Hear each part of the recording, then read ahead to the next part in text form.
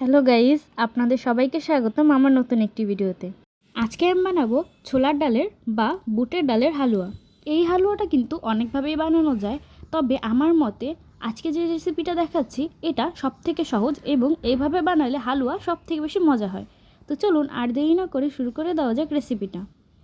এখানে আমি আধা কেজি পরিমাণে ছোলার ডাল নিয়েছি। এরপরে এগুলোকে 3 ঘন্টার জন্য কুসুম গরম পানিতে ভিজিয়ে রেখেছি। 3 ঘন্টা পরে ডালটা অনেকটা ফুলে উঠেছে। এখন সরাসরি চুলায় চলে যাব। চুলায় একটা হাঁড়ি বসিয়ে তাতে ছোলার ডালগুলো দিয়ে পর্যাপ্ত পরিমাণে পানি দিয়ে সেদ্ধ দিয়ে দিচ্ছি। সেদ্ধ করার সময় কিন্তু অবশ্যই খেয়াল রাখবেন যেন তলানিতে লেগে না যায়। এই পর্যায়ে আমার ডালটা হয়ে গেছে। হাতের সাহায্যে অল্প একটু চাপ দিলেই কিন্তু একেবারে গলে যাচ্ছে। এগুলোকে এখন একটা ব্লেন্ডারের সাহায্যে ভালো করে ব্লেন্ড করে নিব। চুলায় একটা হাঁড়ি বসিয়ে আমি এখানে দিয়ে দিচ্ছি 2 টেবিল চামচ ঘি আর 2 টেবিল চামচ পরিমাণে রান্নার রেগুলার তেল। আপনারা চাইলে কিন্তু পুরোটাই ঘি দিয়ে করতে পারেন। এখানে আমি দিয়ে দিচ্ছি কয়েক টুকরো এলাচ আর দারচিনি। এই এলাচ আর দারচিনির ঘ্রাণটা ছড়িয়ে যাওয়া পর্যন্ত আমি অপেক্ষা করব। এখন এখানে আগের থেকে যে ডালটা পেস্ট করে রেখেছিলাম সেটা দিয়ে দিব। ঘিয়ে ডালটা ভালো করে ভেজে নিব যাতে ডালের কাঁচা গন্ধটা চলে যায়।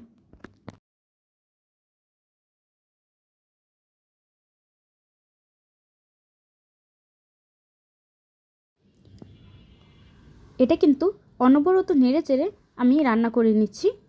এই পর্যায়ে এখানে আমি দিয়ে দিব 2 কাপ চিনি, সামান্য পরিমাণে দিয়ে দিব লবণ।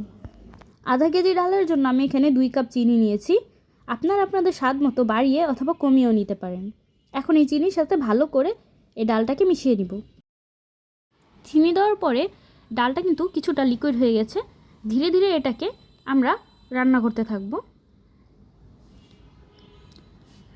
কিছুটা এই পর্যায়ে চলে আসলে এখানে আমি গুঁড়ো দুধ দিয়ে দিচ্ছি।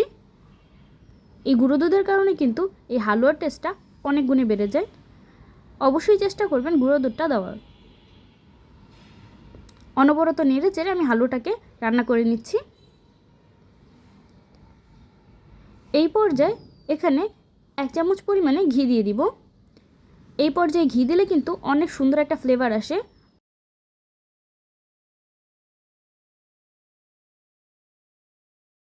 এই হালুয়াটাকে ততক্ষণ পর্যন্ত রান্না করতে হবে যতক্ষণ না কিছুটা ঠিক টেক্সচার চলে আসছে।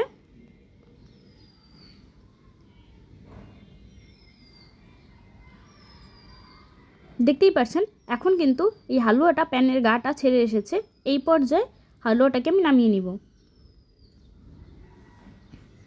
হালুয়াটা গরম থাকতেই একটা ট্রেতে সমান করে বিছিয়ে নিচ্ছি যাতে কাটতে সুবিধা হয়।